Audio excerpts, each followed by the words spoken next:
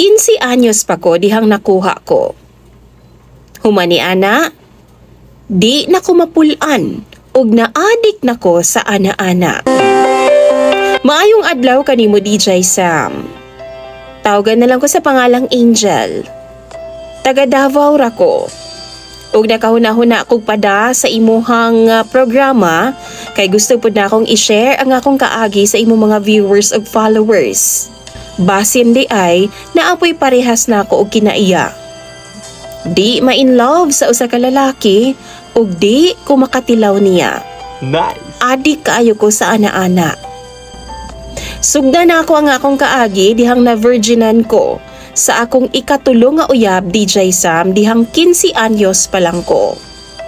Nagsugod na kong uyab-uyab DJ Sam. Pasko to ha, ug dito ko nagpasko sa ilang balay. Dito ko natuog sa ilaha DJ Sam. Ug lagi kay nag-uban man mi sa ilaha, nakuha na gyud ko niya DJ Sam. Natingala mi kay first time, wa man mi dugo DJ Sam. Mao man na ilang ingon basta first time daw magdugo daw. Nasakitan gud ko DJ Sam pero kaya-kaya raman. Tapos pag uli na ako sa amo-amo ragwa raman.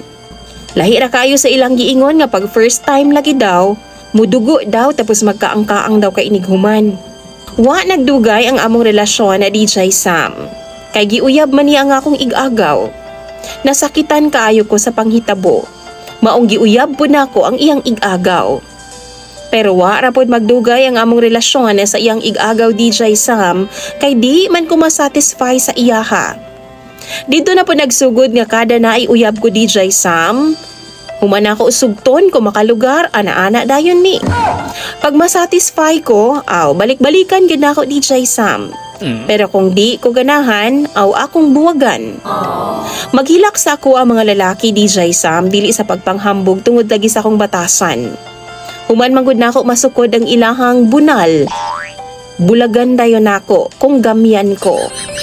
Wa ra man pud ko nagsakit DJ Sam kay di man pud nako ginadungan. Maabdan pa pud og buwan ay ko mahilabtan og makauyab og lain. Niabot ang time DJ Sam nga nag-meet me or nagkita mi utro sa ako ang ex. Kadto nakapa-virgin gid sa ako DJ Samba. Doon na ginahitabo sa mga pag-usab. Ug dito na ako na-realize DJ Sam. Mao daing wa midugo ug wa kayo ko masakitan ni atong first time nako. Kay gamay man day kaayo iyaha. Wa na gid ko miusab DJ Sam. Hangtod na kauyab na pud kog Dax. Na-in love ko sa iyaha kay satisfied man kay ko sa iyang performance. Kaso lang, wa lang ko giganahan. Namugnaw lang ko. Dihang gipangayuan ko niyag 5.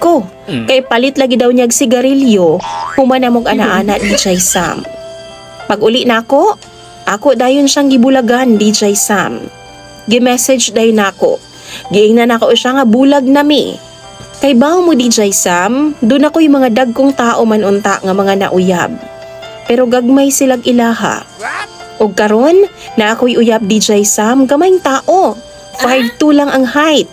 Pero niwang kay DJ Sam, ug dako kaayog bunal. Satisfied kay ko sa iyaha. Responsible po siya DJ Sam. Adlaw-adlaw gaana-ana gyud mi. Kay parehas man ming adik sa kama. Naana mi tulo ka mga anak niya DJ Sam sa karon. Sa tinuod lang no, maura gyud ang among kalingawan. Kana bitaw makapahuway ramig ana-ana pag bag-o ko mga anak DJ Sam ug pagtin-aw na pod. Human ana, adlaw-adlaw na pod. Pampatug na mo ni DJ Sam. Ambot ba oy? Di mangyud mi mga pulan? Kamo mga viewers ni DJ Sam. Doon na ba po dinhi nga parehas na mong batasan? Kana bitaw ginahimo ng pampatulog ug pampatanggal stress ning butanga. Ana basab mo?